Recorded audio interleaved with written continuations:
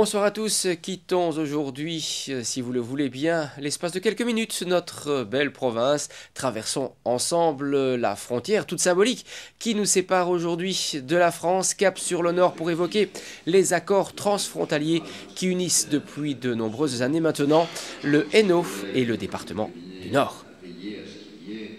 Par-delà les frontières, la vie des gens est semblable que l'on soit en Hainaut ou dans le département du Nord de la France. C'est une des raisons qui explique que depuis des années, ces deux entités se rencontrent et commencent à travailler ensemble dans un contexte européen qui n'a rien d'institutionnel. On a vécu des tas de choses dans l'histoire en commun entre le département du Nord et la province du Hainaut, et donc c'est important de se définir un futur qui est commun également. Nous avons, à travers ces relations, la possibilité d'échanger des idées, des expériences, de mettre en œuvre des actions au service des populations que nous représentons, mes amis hainouiers d'une part, mes collègues nordistes d'autre part, et tout ce que nous mettons en place ensemble en matière de jeunesse, de prévention santé, de culture par exemple, de formation, vont dans le sens de ce que nous pouvons apporter de mieux à nos concitoyens, qu'ils soient belges ou français. C'est intéressant de pouvoir échanger justement pour voir finalement dans quel secteur nous agissons et de constater que dans le fond, si les critiques sont un peu identiques, eh bien les réponses sont aussi un peu identiques. Nous sommes beaucoup plus proches qu'on ne le pense les uns et les autres des gens, des associations, des communes. Nous remplissons beaucoup plus de fonctions essentielles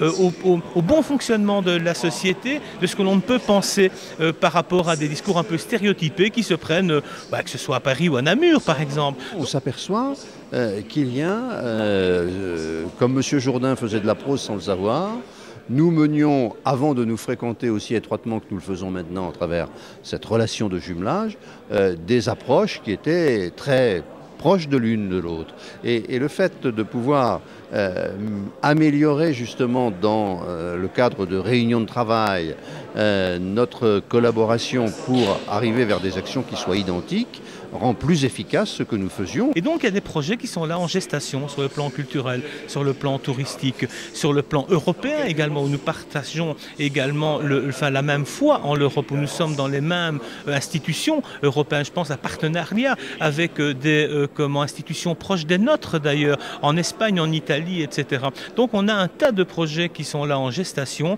Il ne reste plus aujourd'hui qu'à les concrétiser. Ça ne sera pas le plus facile, mais ça sera en tout cas le plus intéressant.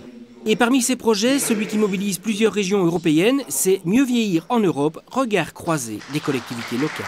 La France, la Belgique, la Pologne, la Hongrie, la Bulgarie, la Roumanie et l'Autriche qui se constituent en groupe informel pour réfléchir sur ce que doivent être les pratiques des collectivités qui sont en charge des personnes âgées pour qu'on puisse mieux vieillir en Europe. On sait que le nombre de personnes âgées va prendre une part de plus en plus importante de la population. Certaines collectivités voient leur pyramide des âges s'inverser. Ça pose des gros problèmes et c'est la raison pour laquelle ce projet a été lancé. Il y a quand même un aspect, pas égoïste, mais en tout cas chacun y trouve son intérêt. Par exemple pour le département du Nord, l'intérêt c'est que nous sommes en train d'écrire notre schéma pour les personnes âgées et il est bien évident qu'on va s'inspirer des travaux de ce groupe de travail Mieux vieillir en Europe. Groupe de travail qui se réunit régulièrement ? Qui se réunit régulièrement avec des ateliers thématiques, par exemple l'accueil en institution ou le maintien à domicile. Par-delà les frontières, c'est sans doute le rôle des pouvoirs intermédiaires, comme on dit, les départements français, les provinces wallonnes, que l'on peut être au plus près des problèmes des gens. La Direction générale des affaires sociales de la province de Hainaut vient de créer un tout nouveau label intitulé « Entreprise extraordinaire pour personnes extraordinaires ». Alors, dirigeants de petites et moyennes entreprises de la province de Hainaut, à votre petit écran la semaine prochaine, Dialogue Hainaut vous intéresse. À très bientôt.